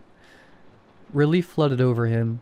His shoulders seemed the slightest bit looser as he blotted a few tears with his shirt collar. Thank God. That said, maybe he spiked my drink. Not with roofies, with, I don't know, a hallucinogen, something that could explain the amnesia. Can't say why anyone would dose a complete stranger, but my voice trailed off. Out of nowhere, every cell in my body began to buzz, and my attention was drawn to a man limping past us. His name was Mateo. He was well known in the neighborhood as a sweet but self-destructive man. Uncontrolled diabetes had ravaged his body. He couldn't see well, couldn't feel much below the waist. And worst of all, there was his foot, or what was left of it. From the shin down, the appendage was gangrenous, black like a cannonball and as cold as sleet. with a stench that could likely be appreciated from the upper atmosphere. When the tissue first went tits up, Mateo refused to get it amputated. We all assumed his days were numbered, and yet, years later, here he was, seesawing his way around, panhandling like usual. The necrotic tissue just never got infected, even though it absolutely should have. A perverse and sadistic miracle. Today, though, something was different. The flesh was moving, churning, the blackened skin peeking out from his dirt-caked sneaker, snapped and bubbled like boiling tar, surreal and revolting. I looked to his face. He wasn't in pain, he wasn't in distress. He wore the hollow smile and the vacant eyes of a lifelong scavenger, same as he always did. Nausea clawed at the back of my throat. I told myself it wasn't real. I tried to tear my eyes away, but God, I couldn't. There was something bewitching about the way his flesh churned. A pattern, meaning concealed within its beats and cadences. Something that needed to be felt, to be completely understood. A tactile language like Braille. The tips of my fingers began throbbing. Bizarre notions took root in my mind. The way his flesh moved, something about it reminded me of Sylvia's voice. No, I thought, that's absurd. But was it absurd? Speech is just a series of vibrations, right? Vibrations that could just as easily swim through dead meat as they could living vocal cords. No, I needed to get a grip. There was another explanation. I was exhausted. I was still under the effect of some hallucinogen. I was sick. No matter what I threw at it, though, the notion persisted. Some part of her was in that dead flesh. It was a paradox. The notion made no sense, and yet I'd never felt so sure of something. And all I had to do to know for certain was feel it move. I needed to touch Mateo's whispering foot. Needed to burrow my fingertips into the rot until I heard what she was saying. Mommy. Elisa's screech brought me back to reality. My lungs ached. I exhaled for what felt like the first time in minutes. Sorry, love. Here it is. I ripped the paper tabs from the band-aid and stuck it onto her knee. Only half paying attention, keeping Mateo fixed in my peripheral vision until he was well and truly out of sight. It was agonizing to let him go, like allowing free heroin to slip from your grasp when you're in seething withdrawal. I turned to Ryan. He was looking in Mateo's direction too, but his expression was flat, unbothered. He couldn't see what I could. As we left the park, Ryan made me promise to see a physician this week to address the amnesia, and a therapist within the month to address everything else. His conditions for forgiving my impulsive excursion abroad. I promised I would. That said, my mind was elsewhere. Michael, whoever he was, claimed he was granting me the ability to commune with Sylvia. Was this it? Did communion require some sort of medium, flesh as the interface between the living and the dead? Had I missed my opportunity? I could only answer the last of those three questions. I hadn't missed my opportunity, because I knew which alleyway Mateo slept in at night. The next morning, I returned to the factory for the first time since Sylvia's death. It was a strange and lonely homecoming. Not only was Sylvia gone, but Ryan was absent as well. The flu had been doing the rounds at Elisa's school. It was only a matter of time until she contracted it. He implored me to call out and take care of her, but I told him that was a bad idea. Although our workplace was much less exploitative than it had been when we were initially signed on, it was still run by a merciless organization whose patience could only be tested so much. Since he had continued to work while I was out on the few days of bereavement, my manager would afford me. It was important that I show my face. It was nicer than I anticipated. There was a blissful normality to the labor, the droning hum of the many sewing machines, the repetitive movements, the familiarity and the routine. The comfort, however, was fleeting. Before long, my fingertips began to throb. I thought of Mateo's whispering foot. Then my manager approached. Grace was a large woman with patchy gray hair and close-set eyes that seemed equally devoid of color. She stood over my station, tapping her foot as if she were waiting for me to do something, though I couldn't say what. Without warning, she started berating me. In essence, she was accusing Ryan and me of some sort of conspiracy, an attempt to defraud them. Why had there been only one of us present at any given time? What exactly were we trying to pull? Something to that effect. I don't remember precisely what she said. I couldn't focus on her paranoid rant. I was too distracted by her tongue. The flesh was whispering to me. Sylvia's voice. It was in there. I could tell by the way the wet muscle vibrated. I'd do anything to speak to my sister again, right? Yes, I would. I leaped from my chair, hand outstretched, reaching for her mouth. The suddenness of my outburst caught Grace off guard. She yelled, "Get back!" Before my fingers interrupted her, I cradled her tongue in my palm and pressed my fingertips into the warm, wiggling flesh. A panicked scream reverberated through the small bones in my wrist. I could feel Sylvia. I could almost hear her, too. She was trying to tell me something. But her voice was muffled, coarse with static like a call with a shoddy connection. As Grace's teeth began to clamp down, I dragged my fingertips across her tongue, arranging them into various configurations, trying to locate the pattern that would amplify this divine signal. Pain exploded across the back of my hand.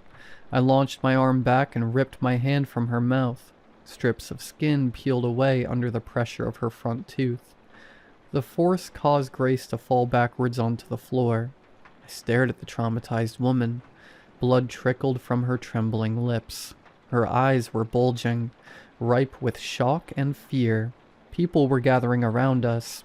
No one was exactly sure what happened. I shoved my injured hand into my pants pocket and pushed through the crowd. You'd think I'd have left the factory horrified and ashamed, but I walked home with a smile pinned to my jaw.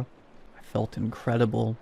Waves of euphoria rushed through my body and collected in my fingertips. I was close. I was so very close. The police didn't come knocking that night. I was thankful, but not entirely surprised. Maybe I mangled Grace's tongue and she couldn't speak. Maybe she didn't want the law snooping around the factory. The reason didn't matter. All that mattered was what I planned on doing next. Ryan was exhausted and turned in early. Elisa had been a handful, apparently. Again, I was thankful, and I didn't bother asking questions. I felt like the world was paving the way, removing every barrier, keeping on a certain course, a path that could easily be confused for fate. Once I was sure my family was asleep, I left to find Mateo. The city was eerily quiet. I jogged from block to block without the urban white noise I was accustomed to, the blaring sirens and the distant music, and the drunken chatter of passerbys.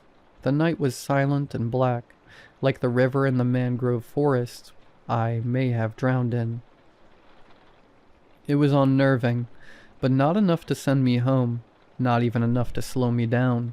The euphoria I'd experienced earlier had completely disappeared. The throbbing in my fingertips resurfaced worse than ever. The pain was severe enough that I needed to cover my mouth with my uninjured hand and muffle a wail. I was approaching Mateo's alley, and I didn't want the noise to scare him off. My wail gradually died down, and the pain briefly subsided, but as I pulled my palm away, I caught a glimpse of fingertips in the murky glow of a street lamp. They were swollen. Pockets of clear fluid stretched the skin to its absolute limit in some places, surpassing it in others, creating paper-cut-sized slits that leaked blood-tinged fluid. What the hell was happening to me? Better yet, where was my head? I was skulking through the city in the dead of night, presumably unemployed, with a sick kid at home to, what? Commune with Sylvia through the flesh of some poor man?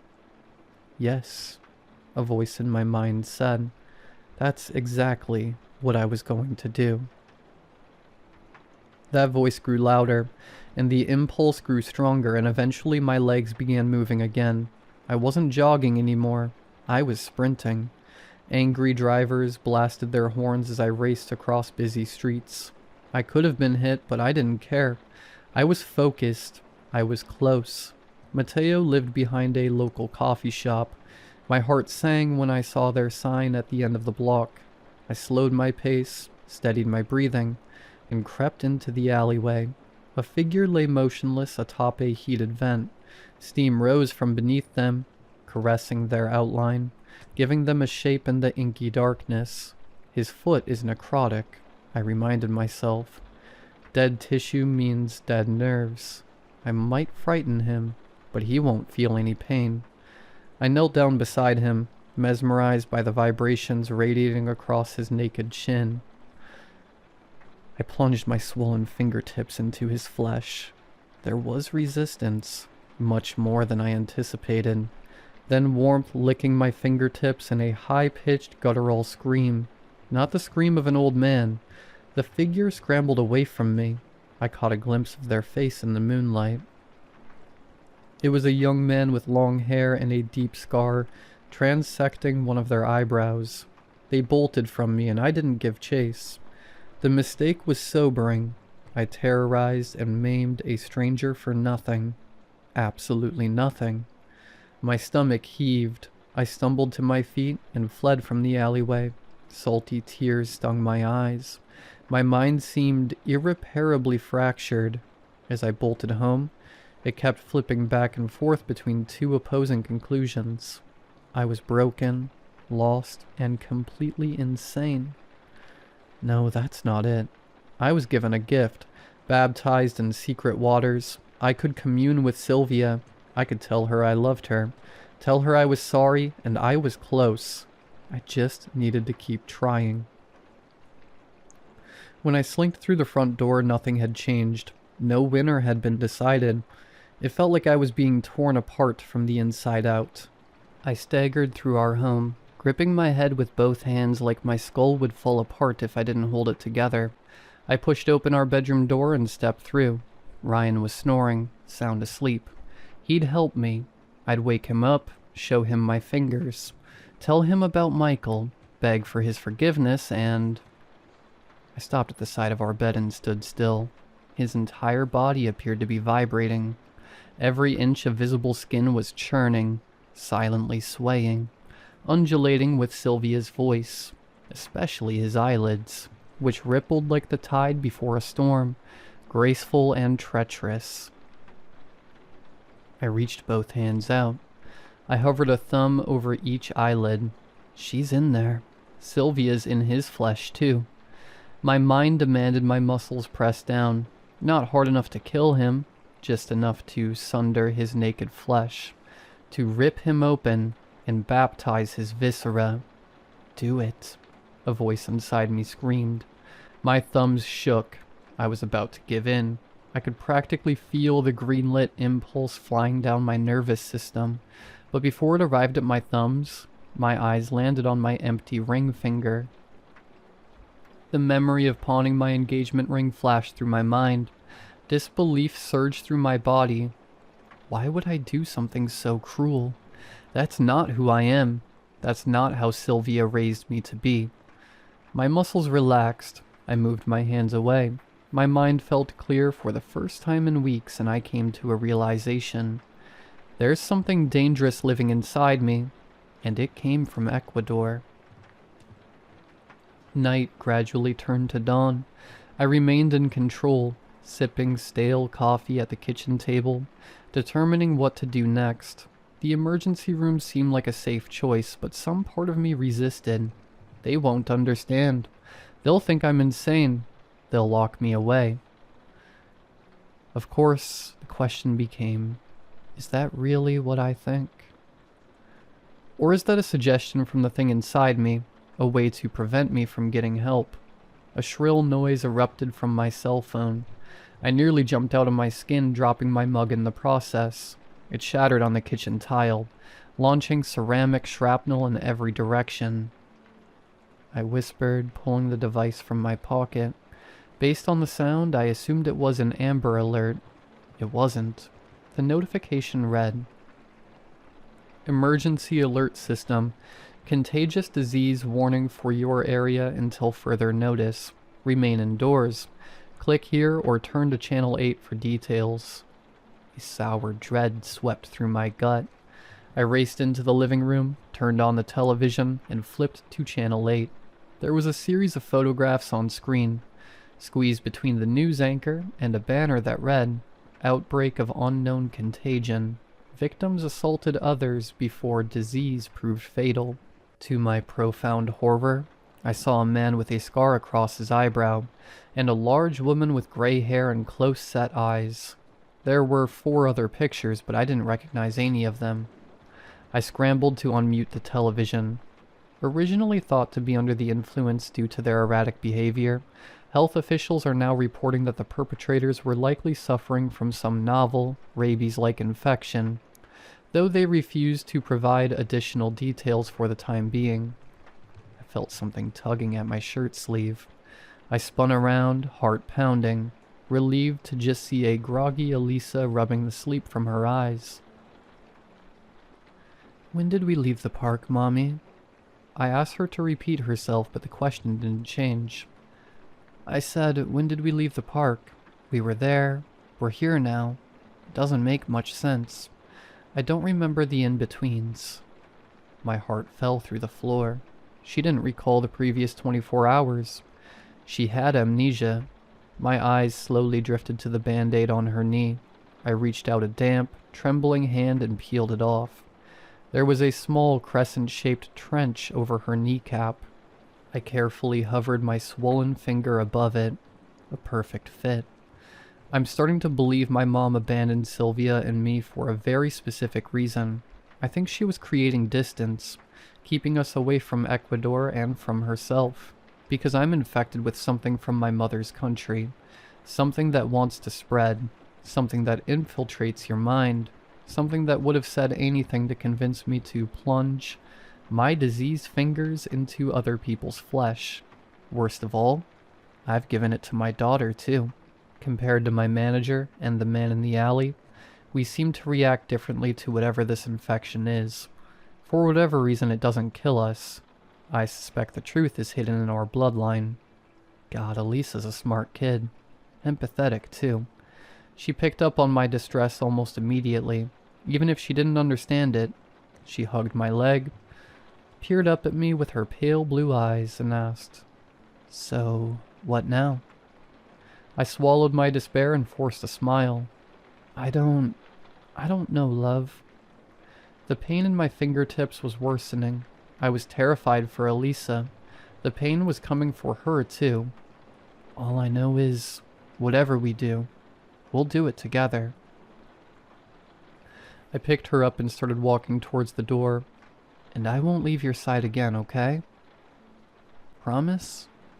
My smile grew. For the first time since Sylvia's death, it was real. Yes, Elisa. I promise.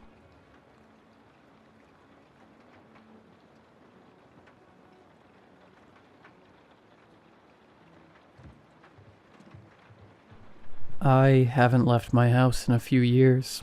I have lost count of how many exactly, to be honest. After the first few months, it kind of stopped bothering me as well. I didn't really feel the need to be outside. What is it good for? Here I'm well fed, comfortable, entertained, and safe. A combination of things I would never have if I stepped out. I have felt kind of strange lately, however. I can feel some kind of weirdness when I'm close to anything leading out, like windows or doors. It's hard to describe. You know that feeling when you know you are being watched so intently that it's as if your clothes didn't exist and your thoughts were written on your forehead? It's like that in a sense, but increasing the closer I am to even be looking out. At first I attributed it to my anxiousness, stepping up after not even seeing the sun for so long. Maybe my mental was just messed up. Problem is, I don't think I even see sunlight coming from the windows anymore. The tape, of course, doesn't help, but you would imagine at least some light coming from between it or piercing it, right? Then comes the thing that maybe sounds weird to you all, but that at the time made no difference for me. The topic of food. How do I get groceries? That type of stuff. Well, I don't know. I remember vividly I ordered most of my food at the beginning, as well as me having the money to always afford it, somehow. At some point my orders stopped going through, but food kept showing up inside the house. You would think this is a real red flag, right? Well, this didn't bother me too much. In fact, I was excited. Who wouldn't be happy to get free food? That thought process was so liberating, right until the feeling I mentioned started. The food started showing up less often, and when it does, even touching it feels dirty. The consistency is fine, but there's this prickling in the back of my head, as if I was going through radioactive waste. I started to notice how different I look when the pain from hunger started. I can feel my bare bones in every touch. My sunken cheeks are so sunken I probably look like a blinking corpse, as I barely have energy to do anything else most of the time. It has been 3 days since the last time I received any food, and hunger slapped me out of the stupor. I've tried to look up multiple times if there is something going on in my city or the world, but there are no related news, as if everything is normal outside. But how does this make any sense? I feel the dread from every opening in my house increasing every single day, and may even be hallucinating from hunger, as I can see shadows and curious-looking figures from the corners of my eyes, every single time I turn my head. So, I decided to remove the tape, and finally look outside of my windows. There is no window behind the tape. It is a wall. They are all walls behind the tape. I don't think there is any point in discussing this.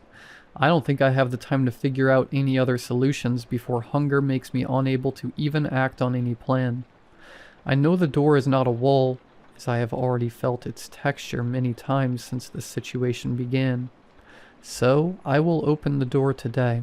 I decided to write this in case hunger takes me, or if the outside takes that first. If I survive, I will get back to you all. Farewell.